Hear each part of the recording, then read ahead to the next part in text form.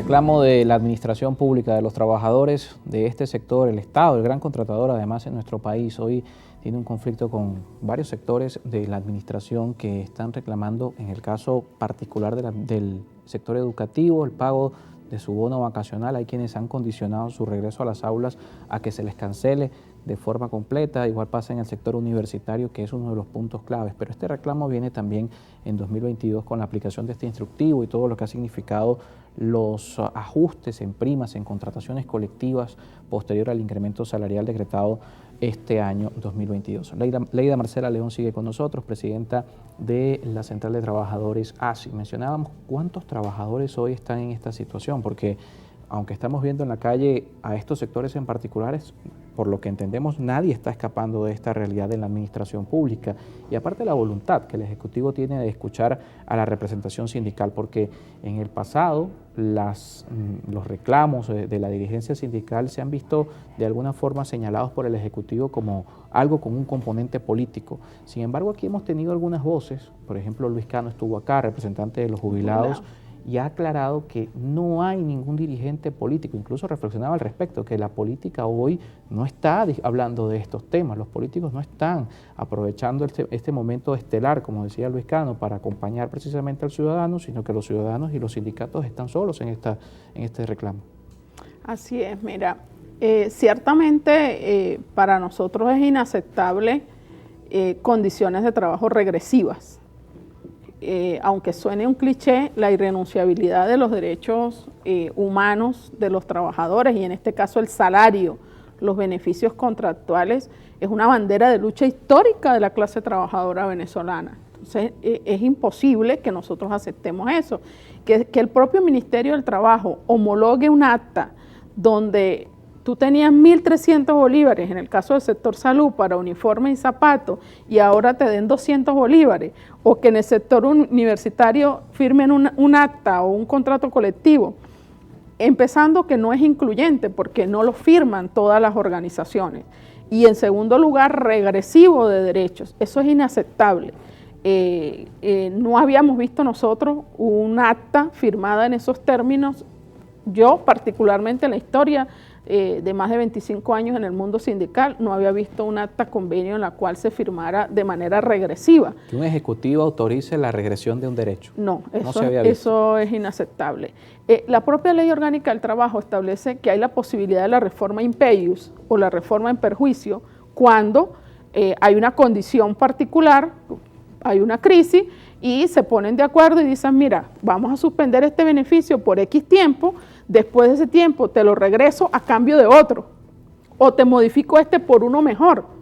Solo de esa manera es posible una reforma en perjuicio, pero siempre es progresividad. Yo recuerdo hace unos años en la Contraloría del Estado en Táchira tuvimos un problema similar, iban a despedir más de 200 trabajadores y llegamos a un acuerdo, ok, para que no nos despida ningún trabajador, vamos a suspender todos los beneficios del contrato colectivo por 6 meses, mientras se resuelve el problema político o técnico, pero no despiden a ningún trabajador. Pero una vez se recupere esa situación, nos devuelven todos los beneficios, nos pagan lo que dejaron de pagar y además nos dan un bono por nosotros haber aceptado ese tiempo sin tener los beneficios y aguantar solo con el salario básico. Solo de esa manera se puede, pero que te digan ya no vas a cobrar esto, sino vas a cobrar esto, o te lo vamos a fraccionar. La ley es muy clara, la ley orgánica y la Constitución dice que los derechos de los trabajadores son créditos de exigibilidad inmediata, que generan en el tema de las vacaciones, te lo tienen que calcular con el salario del mes inmediatamente anterior, no del año anterior. Entonces es muy regresivo, indignante para la clase trabajadora que nos estén haciendo eso. Evidentemente, ¿quiénes son los que más reclaman? Los contratos colectivos que se han venido discutiendo. Sector educación universitaria, sector educación media y el sector salud, pero además las empresas básicas de Guayana que también están inmersas dentro de esto. Ahora bien, impacta a toda la administración pública, incluidos los ministerios, incluidas las más de 300 alcaldías de Venezuela que no discuten contrato colectivo hace más de 20 años, las gobernaciones y alcaldías que no discuten contrato hace más de 20 años, como en mi estado, en el estado Táchira, que con ningún gobierno se ha podido discutir contrato colectivo, ni verde, ni blanco, ni rojo, ni azul desde hace más de 20 años. Entonces, esos trabajadores también están impactados por el instructivo y peor, porque ni siquiera es del piso hacia arriba, sino que los igualan todos a ese tabulador que vulnera todo lo que históricamente hemos conquistado la dirigencia sindical y las contrataciones colectivas para los trabajadores. Ayer acá en nuestro espacio estaba un representante de la Central Bolivariana Socialista de Trabajadores, Orlando Pérez, y él mencionaba que el problema no es de cómo se administran los recursos, sino de la capacidad del Estado de cubrir esos recursos, porque al final también hay un dilema.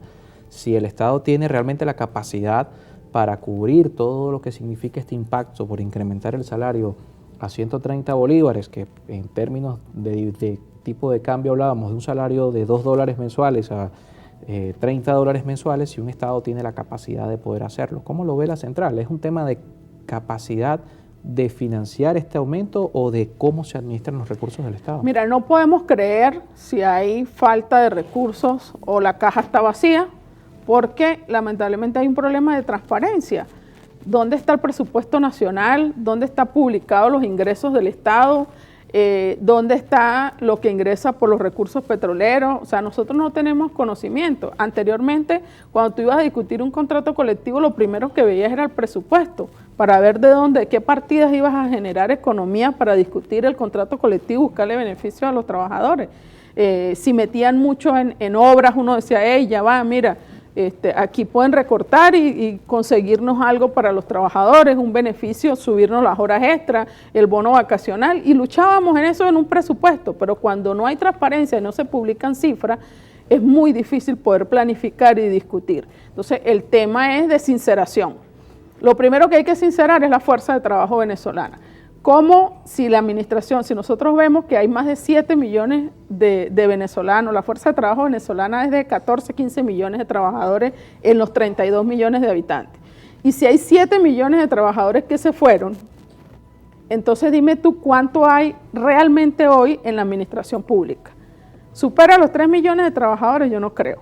Lo que pasa es que cuando tú ves las estadísticas de la fuerza de trabajo, según el INE, todo el que recibe una misión es trabajador, y para nosotros ese criterio está errado, porque no está produciendo, está recibiendo una dádiva y un beneficio del Estado, pero no está produciendo. Entonces vamos a sincerarnos en la producción, vamos a sincerarnos en la fuerza de trabajo, en los ingresos del Estado, en el presupuesto que hay, y sentémonos a buscar el mecanismo para que progresivamente se le devuelvan los beneficios a los trabajadores. Qué importancia también en ese sentido de poder llegar a ese punto de sincerar y de tener transparencia en esta área, está el tema del reconocimiento de la libertad sindical, que es una de las denuncias de los gremios en la visita, por cierto, reciente de la OIT, y no solamente en la visita, en la comisión de encuesta, en todo lo que ha sido el transitar de estos reclamos que tienen que ver con la dirigencia sindical, de que los reconozcan, porque pareciera que la discusión se da con unos sindicatos, pero no